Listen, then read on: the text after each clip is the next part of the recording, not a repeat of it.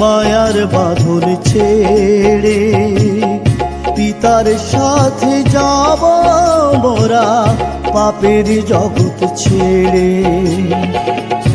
আয় না তোরা তাড়াতাড়ি মায়ার বাঁধন ছেড়ে পিতার সাথে যাব মোরা পাপের জগৎ ছেড়ে।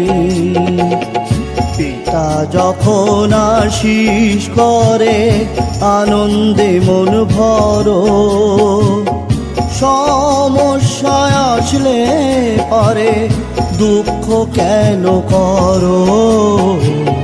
পিতা যখন আশীষ করে আনন্দে মন ভরো, সমস্যায় আসলে পরে দুঃখ কেন করো।